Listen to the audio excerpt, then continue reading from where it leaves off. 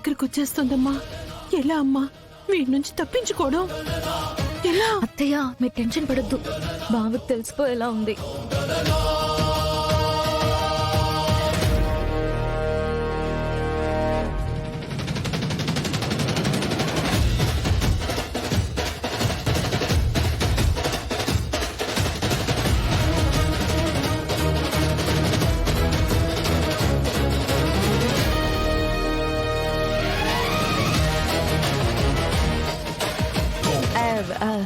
ఏంటత్తయ్యా, ice cream కావాలా? చలికాలంలో ice cream ఏంటత్తయ్యా? అవునమ్మా, తినాలనిపించినప్పుడు తినాలి. గగన్, నువ్వు కారు ఆపరా.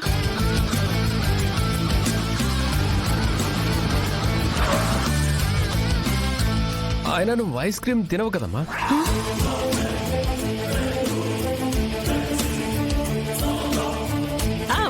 తినను అంటే తినను. ఇప్పుడు తినాలనిపిస్తోంది కనుక తింటాను. మనిషి ఎప్పుడు ఒకే అభిప్రాయం మీద, అభిరుచి మీద ఉండిపోకూడదురా. ఉదాహరణకి ఇప్పుడు నువ్వు భూమి మీద చిరుబురులాడుతున్నావు. ఒకప్పుడు భూమి అంటే ప్రాణమే కదా.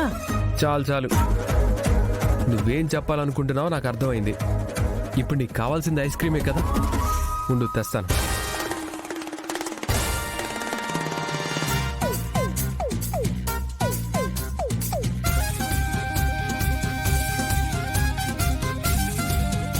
అదేంటత్తయ్యా, ఐస్ క్రీమ్ అడిగితే నన్ను సీరియస్ గా చూస్తున్నాడేంటి? ఏం చేయాలమ్మా, నీకు తెలిసిందే కదా. సరే అత్తయ్య, ముందు కిందకి దిగుదాం. అలాగే.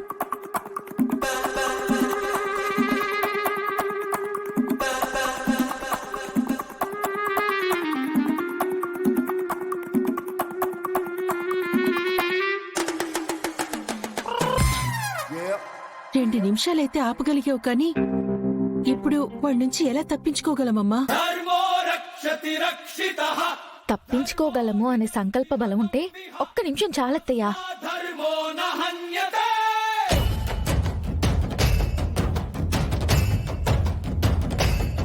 భూమి, ఏం చేద్దామమ్మా?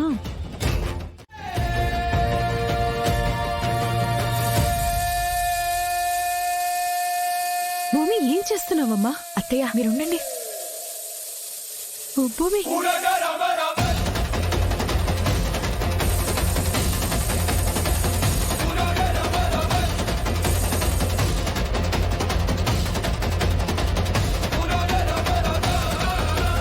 ఇది ఓకేనా నీకు?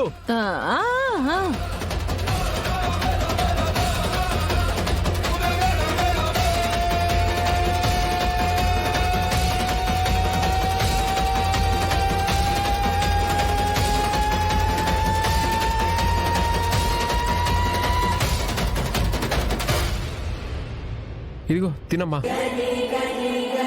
నీకు తినాలనిపిస్తుంది అన్నావు కదా, అందుకే చాక్లెట్ ఫ్లేవర్ తీసుకొచ్చాను. Thank you.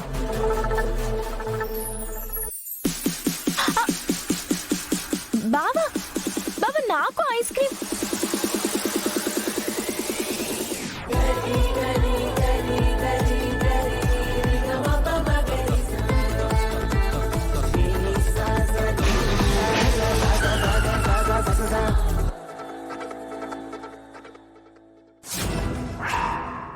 టైర్లో గాలి లేదేంటి?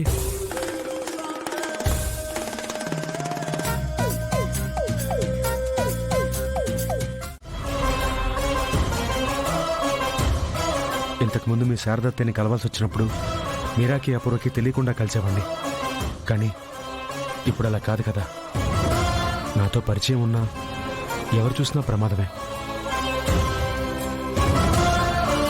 ఎందుకంటే ఇప్పుడు నేను బతుకున్న మనిషిని కాదు, చచ్చిపోయి చాటుగా బతుకుతున్న మనిషిని.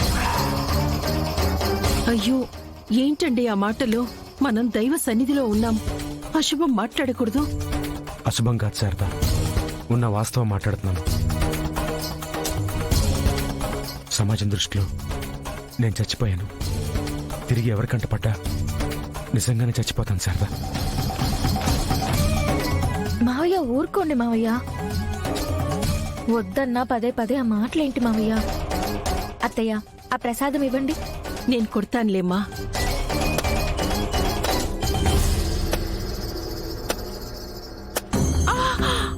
శారదా, చూసుకోవాలి. అత్తయ్య, భూమి పసుపట్రమ్మా. భూమి,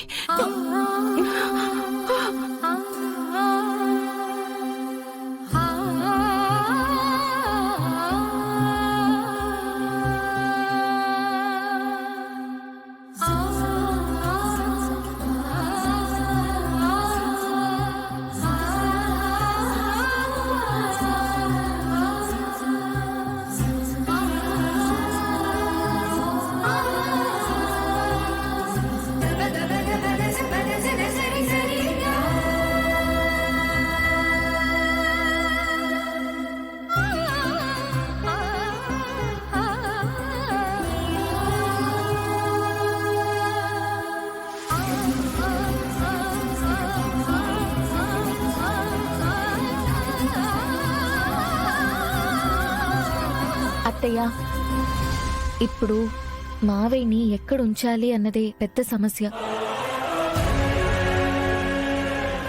మునుపట్ల హాస్పిటల్లో ఉంచుదామంటే ఖచ్చితంగా అపూర్వ హాస్పిటల్ మీద ఓ కన్ను వేసే ఉంచుతుంది.